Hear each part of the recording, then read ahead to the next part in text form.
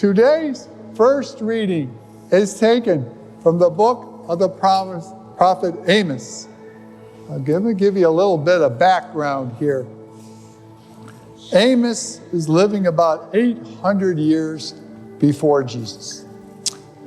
The country of Israel has split in two. There's Judah and Bethlehem on one part, and the rest of Israel, which call themselves Israel, is the other part. But there's two different Jewish kingdoms now. And the Lord has come to Amos and has told Amos that the people in Israel are disobeying his laws left and right. They're just not worshiping him, not following his commandments. And I'm sending you, Amos, to go there and tell them that they have to reform their ways. And so Amos does. He goes and he tells the people, you're sinning, you're going to be punished, it's going to go bad for you if you don't change your ways. Goes all around Israel telling them this. Well, the word of this gets to the king, and the king talks to the high priest, who calls Amos in, basically has him arrested and hauled in, is what he does. And he tells Amos to get out of town.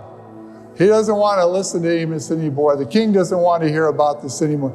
Get out of town. Go down to Judah and prophesy there. Make your living prophesizing down there. And Amos's response is quite remarkable. I'm no prophet, nor have I belonged to the company of prophets. I'm a shepherd and a dresser of sycamores. He's just an ordinary guy that God called to go and tell them that they were wrong. He never aspired to be a prophet. Like I said, a shepherd and a dresser of sycamores. Well, we all know what a shepherd is, but what's a dresser of sycamores? Well, it's not a bureau that you'd have in your bedroom made out of sycamore wood. It's not that. It's this. We have sycamore trees here in Michigan. They're kind of dirty trees in the sense they shed a lot of branches.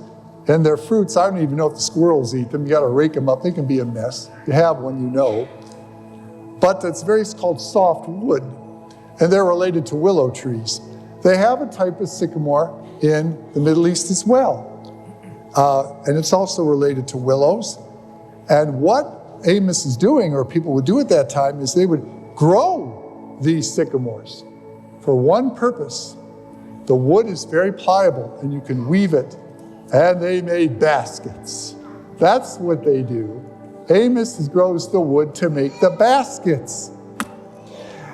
Now, if you look at a basket, it's a woven thing. A lot of different parts are woven back and forth and back and forth.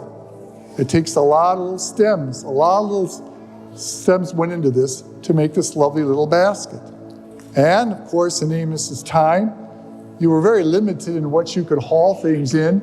You had clay pots, which were fine, except if you dropped them, they broke. But if you drop a basket, it doesn't break. See? No problem. So Amos is going to use this as he preaches across Israel, telling them that, every one of you is like a thread, like a little part of a basket, and you're interwoven with each other. You are one nation, and you are responsible for one another because you're connected to one another. And just like all the different threads make a basket, so do all the different people make the nation of Israel.